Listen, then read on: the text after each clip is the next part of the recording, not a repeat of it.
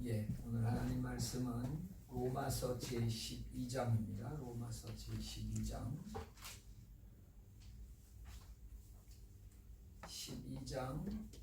14절로 21절까지입니다. 14절로 21절까지 제가 한 절 읽고 여러분들 한 절 읽으시고 교독하고 마지막 21절은 같은 목소리로 합독하도록 하겠습니다. 자, 14절 제가 먼저 공독합니다.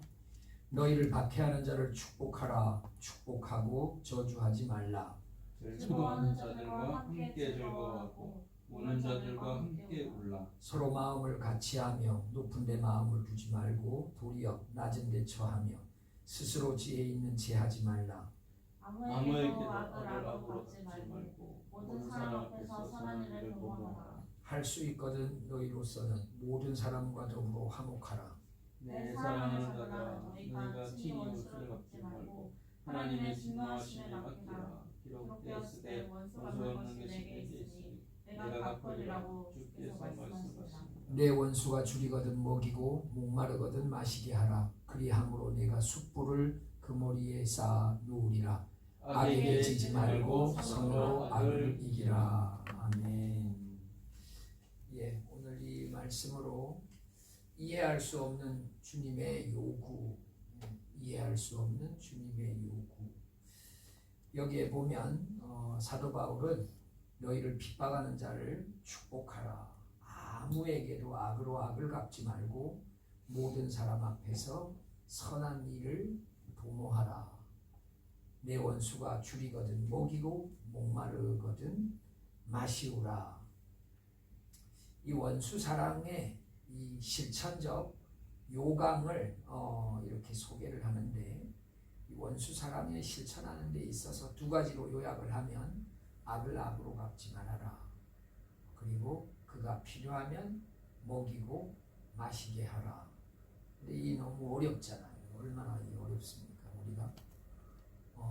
우리가 우리를 잘 자라게 한 부모님한테도 효도하기가 어려운데 나한테 그 원수 같은 사람한테 저렇게 선을 베푸는 게 저게 그냥 좋은 마음을 가지고 살아라 이런 게 아니라 완전히 그냥 반전이잖아요. 반전. 저거 왜 저래야 될까? 근데 저렇게 하면 너희들이 유익하기 때문이라는 거예요. 유익하기 때문. 그래서 우리가 오늘은 좀 더 구체적으로 이 원수를 사랑할 때 무슨 유익이 있느냐 하는 부분을 우리가 좀 생각해 볼까 하는데요. 마태복음 5장 43절 44절 예수님께서도 이 원수에 대해서 또 이렇게 다루셨거든요. 또 내 이웃을 사랑하고 내 원수를 미워하라 하였다는 것을 너희가 들었으나 나는 너희에게 이르노니 너희 원수를 사랑하며 너희를 박해하는 자를 위하여 기도하라. 그러니까 원수한테 하는 행동이 나한테 잘해주는 사람한테 하는 거랑 똑같은 거예요. 사랑하고 기도해주고. 여러분들 최고로 사랑하는 사람에게, 여러분 좋은 사람에게 하는 게 뭡니까? 사랑하는 거고 그 사람이 기도하는 거잖아요. 근데 가장 싫어하는 사람에게도 내가 가장 좋아하는 사람에게 하는 행동이랑 똑같이 하라는 거예요. 이게 쉽지 않죠. 자, 그렇다면 이거 왜 이렇게 하는 걸까? 여기에서 우리에게 오는 유익이 뭘까? 유익이 뭘까? 첫 번째는 받은 은혜를 유지할 수 있다는 거예요. 이 이해할 수 없는 주님의 요구, 이 원수 사랑을 실천하면 우리가 받은 은혜를 유지할 수 있다는 거예요. 여러분 돈을 누군가가 여러분들에게 1억을 주고 이 돈을 1억을 그대로 보관해라 하면 여러분 그거 지키기가 쉽지 않죠. 여러분 한국에서 전세 들어갔다가 나가려고 그러는데 전세금을 주인이 못 줘가지고 나가지 못하는 사람들이 적지 않게 있지 않습니까? 그 사람은 그 돈을 가지고 어디에다가 투자했다든지 적금을 들었다든지, 왜냐하면 그 돈의 가치를 아니까. 근데 그 사람이 나간다 그러니까 그 돈을 미처 못 빼주는 거지. 여러분 우리에게 받은 은혜를 우리가 간직하는 게 제가 볼 때는 돈을 잘 보관하는 것보다 더 어려워요. 왜냐하면 주변 사람들로부터 우리가 은혜를 상실할 수 있는 기회가 많거든요. 많거든요. 그럴 때 우리가 이 은혜를 보존하기가 쉽지 않는데 가장 어려울 때가 어떨 때냐? 원수 같은 사람이 있을 때지. 원수 같은 사람. 너무 미워. 저 사람 너무 미워. 저 사람 너무 미워. 저도 교회 다니면서 야, 저 사람만은 용서할 수 없다. 이런 사람이 있었거든요. 저 사람만은 내가 용서할 수 없다. 근데 그런 마음을 갖고 있으니까 내가 너무 불편한 거예요. 내가 너무 불편한 거예요. 나중에 그분이 신학교를 가고 목사가 되고 선교사로 나갔는데 그래서 야, 내가 이 원수를 내가 그래도 하나님 내가 말씀대로 지킵니다 라고 살면 어떻게 해야 되지? 그래, 그럼 이분한테 내가 헌금을 하는 거겠다. 내가 헌금을 하는 거겠다. 뭐 아깝지요. 그렇지만 그래, 내가 그러면 원수를 사랑한다는 걸 내가 의지적으로 내가 뭘 어떻게 표현하지? 그래, 내 것을 나누는 걸 내가 하도록 해보자. 내가 나누는 걸 해보도록 하자. 그럼 어떻게 되느냐? 와, 내가 그래도 어떻게 하나님 앞에 이런 생각을 지키지? 내가 그래도 어떻게 이렇게 할까? 여러분, 어떤 일을 내가 이렇게 했을 때 내 기대보다 더 훨씬 좋은 결과가 나타났을 때 내 자신을 보고 감동을 받잖아요. 야, 어떻게 이렇게 했지? 여러분, 원수를 사랑하면 하나님 앞에서 야, 하나님이 내게 주시는 은혜가 너무 큰가 보다. 그러니까 내가 이렇게 했지. 여러분, 내 마음은 진심이 아니지만 하나님의 말씀이 그러니까 내가 이렇게 행동하지. 그러면 내 마음이 그 순리가 아니고 없지 아니에요? 그렇게 하고 싶지 않은데 하나님의 말씀이 그렇게 하라니까 했어요. 그러면 내 마음이 불편한 그 부분은 하나님이 그걸 담보로 삼으시고 우리 안에 놀라운 역사를 해준다는 거예요. 여러분, 여기에 신명기 32장 35절 보면 그들이 실족할 그때에 내가 보복하리라. 그들이 환난 날이 가까우니 그들에게 닥칠 그 일이 속히 오리로다.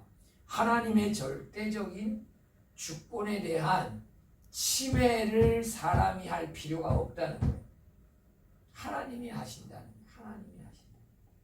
여러분, 우리가 이렇게 지나고 보면 어떤 일들을 돌아보면 야, 그거 분명히 내가 한 잘못이 아닌데 내가 한 잘못으로 오해받아서 그냥 내가 계속 그 부담을 가지고 살아야 되는 이런 일들이 있을 수 있을 거 아니에요.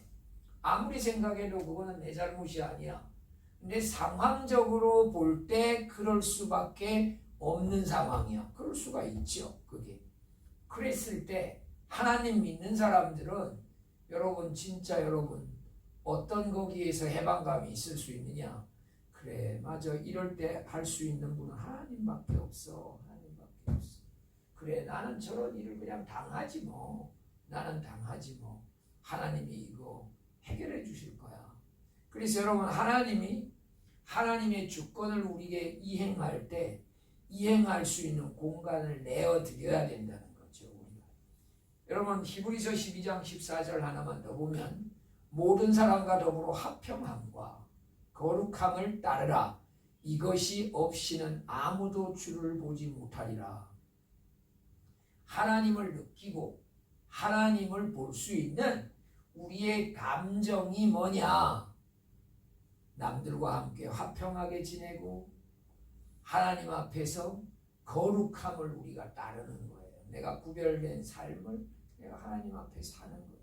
사람들에게 관계에서는 화평해요. 누구를 만나도 하나님이 그 사람과 나 사이에 일할 것에 대해서 기대감이 들어요. 기대가 들어. 좋아. 너무 좋아요. 그런 마음이 있어질 때 하나님이 우리에게 주시는 은혜를 내가 그대로 순도 100%로 느낄 수 있다는 거죠. 여러분, 진원이를 말을 안 들어도 예쁘고 말을 들어도 예쁘지만 말을 들을 때는 예쁜 거 플러스 기쁜 거죠. 내 마음이 기쁜 거죠. 왜냐? 힘이 덜 드니까. 근데 계속 말 안 듣고 뭐 계속 그러면 밉지는 않는데 힘드니까. 그게 힘드니까. 여러분, 하나님이 우리의 그런 그 정서, 주변 사람과 화평함, 그리고 하나님 앞에 거룩함, 저 두 가지 정서가 하나님을 가장 느끼기에 좋은 정서라는 것. 여러분, 두 번째로는 원수를 사랑할 때 어떤 유익이 있느냐? 보복의 순한 고리를 끊을 수 있다는 거예요. 보복의 순한 고리를 끊을 수 있다는 거예요. 여러분, 어떤 사람은 그런 사람 있잖아요. 누가 안 좋다는 걸 계속 얘기하는 사람이 있어요. 그리고 그걸 이 사람 저 사람에게 소문을 내는 사람이 있습니다. 소문을 내는 거예요. 데살로니가 교회에 사도 바울이 한 표현으로 하면 일하기는 싫어하고 일만 만들기만 좋아하는 사람들이 있어요. 그냥 막 주절주절 그냥 끝나지 않아. 근데 좋은 이야기 없어 들어본. 다 안 좋은 이야기야. 여러분, 이런 사람이 있거든요. 그런 사람은 어떻게 되느냐? 그 사람 주변에서 계속 안 좋은 일이 계속 순환해서 고리로 순환 고리가 계속 이어가요. 계속 이어가. 우리가 그런 사람 되지 말아야 돼. 근데 여러분, 원수를 용서하면 어떤 일이 생기느냐?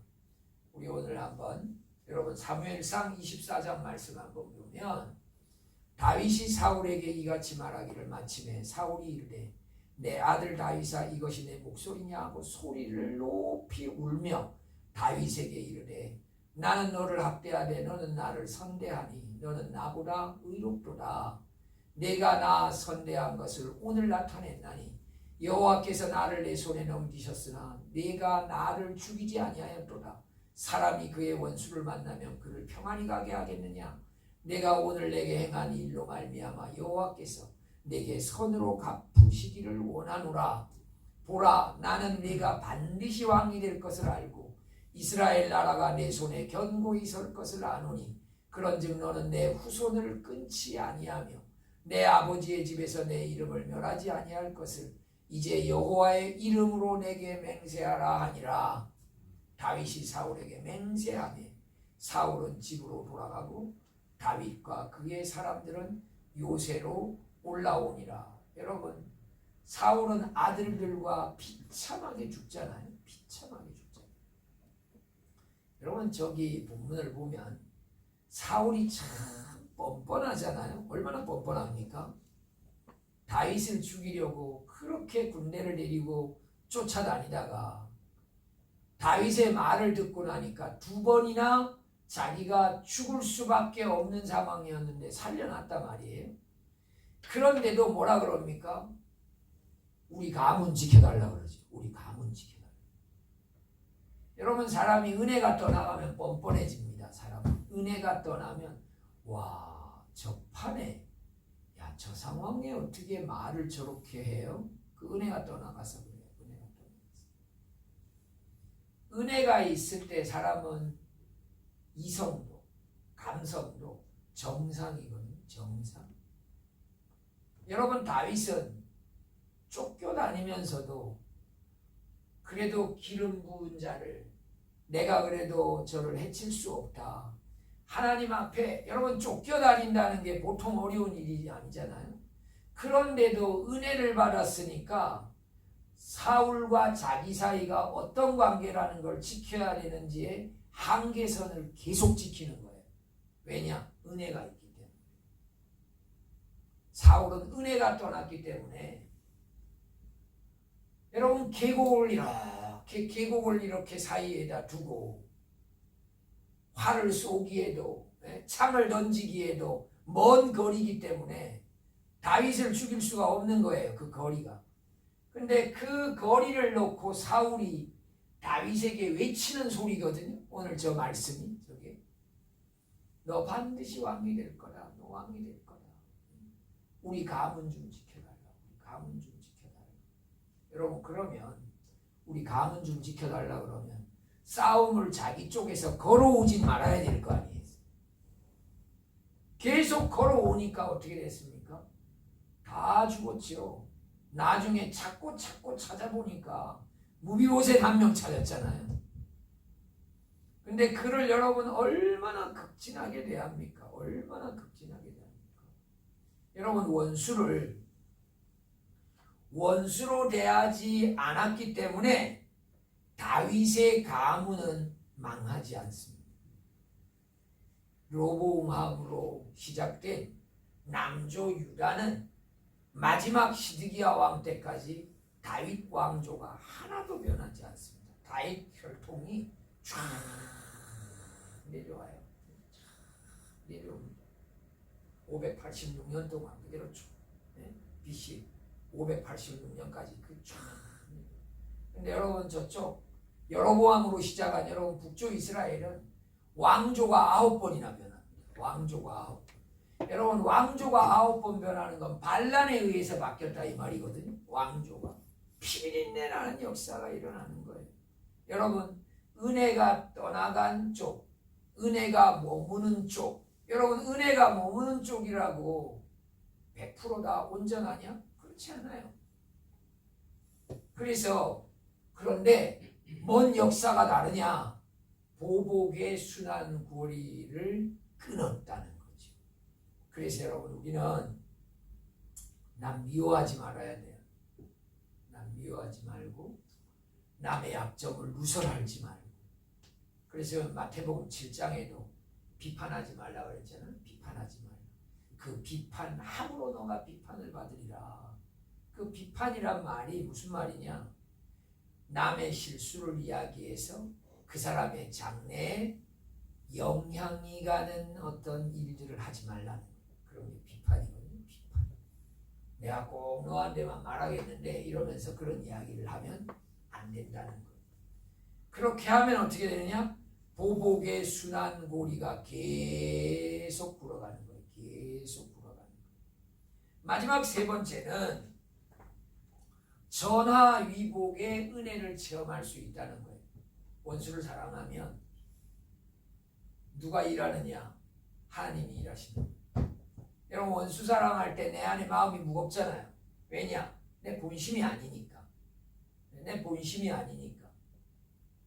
근데 본심이 아니지만 야, 너 마음이 그렇게 하기를 원치 않는데도 야, 하나님의 말씀이니까 너가 그걸 지키네.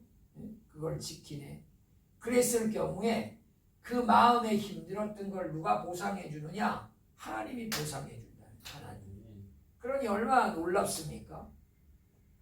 여러분 정말 예수 안 믿는 사람들은 고생하면서 힘들게 살고 그러면 그 생고생하는 거 아니에요? 저는 그 유튜브에 노숙자들 취재한 그 유튜브들도 꽤 되거든요.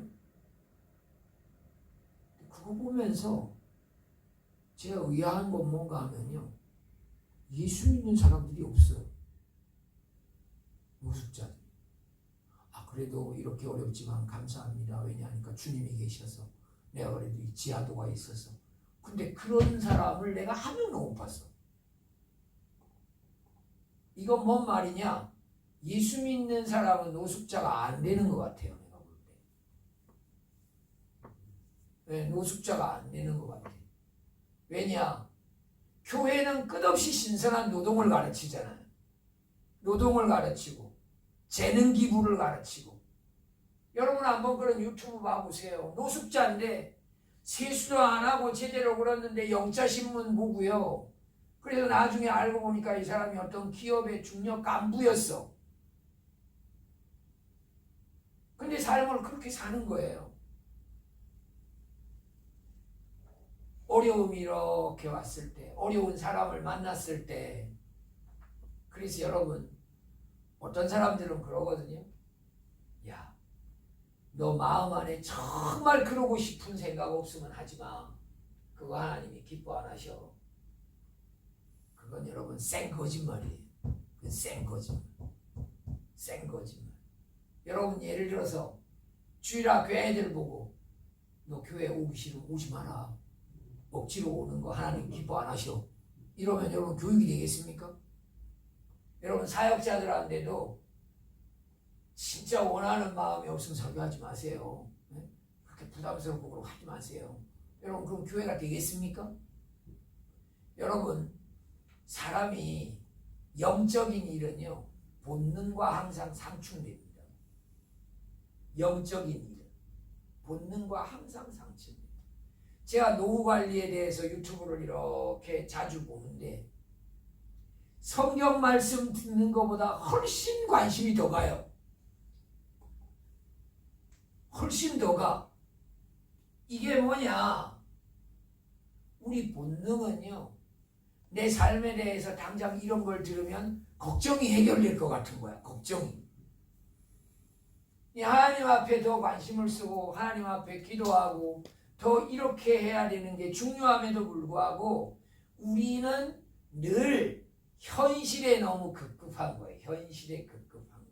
현실. 여러분 그런 것들 여러분들 이렇게 기억하시고 우리의 인생 속에서 내가 원치 않는 사람을 만났어. 내가 원치 않는 일을 당했어. 이럴 때 그 사람을 용서하고 용납하고 하는 걸 내 마음이 움직이지 않아도 내 이성이 그래 이렇게 하면 하나님이 좋은 일이 되게 하신다 그러셨어. 여러분 다윗은 사울이 그러할 때도 사울은 뭐 자기의 장인어른이자 자기보다 또 선 왕이니까 먼저 왕이니까 그러면 하나님이 기름 부은 자니까 죽이지 않은 거 이것도 귀한 거지만 여러분 시므이 같은 사람 시므이 같은 사람이 그렇게 피를 흘린 자여 하면서 저주하고 이럴 때 옆에서 여러분 아비새가 뭐라 그럽니까? 내가 저거 죽여버릴까요? 그러잖아요. 자기가 죽이려면 얼마든지 죽일 수 있는데도 하나님이 저를 통해서 나에게 뭘 깨닫게 하실런지 어떻게 하시겠느냐. 여러분 그래서 다윗의 생애에서 우리가 다윗을 존경하는 이유를 뽑으라 그러면 여러 가지가 나옵니다. 여러 가지가. 어떤 경우에도 다윗은 그래도 밧세바를 범하고 나서도 그 나단 선지자 앞에서 책망을 받을 때 태도가 다르잖아요. 그러니까 실수를 안 하는 게 아니라 실수 다음에 태도가 다른 것, 은혜가 있는 사람은. 그래서 여러분 우리에게 어떤 일들을 겪었을 때 원망하고 비탄에 빠지고 이런 것보다는 그래 다윗도 도망 다닐 때 얼마나 억울했을까. 아기스 왕 앞에서 미친 척을 할 때도 얼마나 마음이 힘들었을까. 그런데 그때 뭘 생각했겠습니까? 내 인생에 이거 끝이 아니야. 제2막이 있어. 여러분 우리 정말 힘들 때 하나님 앞에서요. 내 인생 이거 끝이 아니야. 내 인생의 가장 아름다운 날은 아직 오지 않았어. 내 인생에 2막이 있어. 여러분 이런 마음을 가지고 미운 사람 미워하지 말고 사랑하고 오늘 여기에 말씀처럼 20절 내 원수가 줄이거든 먹이고 목마르거든 마시우라. 그리함으로 내가 숯불을 그 머리에 쌓아 놓으리라. 여러분 여기 숯불에 대해서는 해석이 좀 분분합니다. 어떤 학자들에 따라 분분해요. 근데 이것은 가장 일반적인 해석은 원수 같은 사람한테 내가 계속 잘해주면 그 사람 안에서 갈등이 일어나서 그래 내가 저 사람한테 잘못했다 빌어야지 이렇게 하면서 나에게 원하는 상태로 그 사람 마음에 일어나는 갈등을 묘사한 거다 이렇게 해석을 해요. 갈등. 그게 그에게 숯불을 그 머리에 숯불을 쌓아놓으리라 이런 표현을 했다는 거예요. 여러분 우리가 하나님 앞에서 어떤 마음을 갖느냐. 그래 맞아. 어떤 일이 있어도 우리 하나님 살아계셔서 하나님이 우리에게 복되게 하시지. 그래서 하나님 말씀은 내가 지키면서 살면은 놀라운 일이 일어나는 거야. 여러분, 이 말을 한번 따라해봐요. 사랑은 어떠한 강팍하고 완악한 심령도 녹일 수 있는 위대한 힘이 있다. 여러분, 사랑이라는 게 저렇게 대단한 게 사랑. 여러분, 하나님의 말씀을 믿고 있지 않으면 우리 안에 사랑의 힘이 생기잖아요. 사랑의 힘이 생기잖아요. 그러면 나중에 여러분, 믿음이 이기네 하는 것처럼 사랑이 이기네. 고린도전서 여러분 13장 4절에 보면 사랑을 뭐라고 설명하고 있느냐? 바라고 믿고 참고 견디느냐. 그래서 우리가 여러분 그러한 마음으로 그래 원수 사랑하면서 살지 뭐 그러면 와 엄청난 유익이 있구나. 받은 은혜 유지되고 어떤 보복의 순환고리를 끊고 전화위복의 은혜를 체험하게 되고 그래 힘들어도 원수 사랑할 때 하나님이 주시는 은혜가 더 크구나. 이런 깨달음이 여러분에게 깊이 있게 되기를 주의 이름으로 부탁드립니다. 오늘 우리 결론 말씀 한번 읽어봅시다. 결론 말씀 시작. 선을 악으로 갚는 것은 악마의 일이요 악을 악으로 갚는 것은 사람의 일이요 악을 선으로 갚는 것은 하나님이 하시는 일입니다. 하나님의 일에 쓰임받기 위해서는 우리의 정신, 마음, 영혼 등 우리의 온 영적인 생활이 그리스도 안에서 살아서 그리스도의 말씀을 먹음으로써 계속 신선해져야만 합니다. 그러니까 우리의 정신과 마음과 영혼이 하나님의 말씀을 계속 먹을 때 내가 신선하게 영적인 건강한 정서가 있음으로 말미암아 마귀의 일에 쓰임받지 않고 죄인의 본능으로 살지 않고 하나님의 성품에 참여해서 하나님이 시키는 일을 하게 되는 것이 악을 선으로 갚는 것은 하나님이 하시는 일입니다 라는 의미예요. 하나님, 우리가 세상 속에서 불신자들과 함께 살아가기에 우리가 교회 밖에서 믿음 연약한 자들과 함께 살아가기에 우리가 세상 사람들과 별 차이 나지 않게 그런 사고로 말하고 생각할 때가 너무나 많았음을 고백합니다. 주님, 우리가 분명히 주님이 우리에게 주신 사랑을 고귀하게 여기고 이 세상 속에서 세상 사람들과 완전히 다른 복된 삶 살아갈 수 있는 저희들 될 수 있도록 주님 은혜 내려 주옵소서. 우리 주변에 원수 같은 사람들이 있다 할지라도 그들의 머리에 숯불을 올려놓을 수 있는 그런 사람들 되어질 수 있도록 주의 능력 가운데 역사하여 주옵소서. 모든 것을 우리 주님께 감사드리옵고 우리 구주 예수님의 이름으로 기도드리옵나이다. 아멘.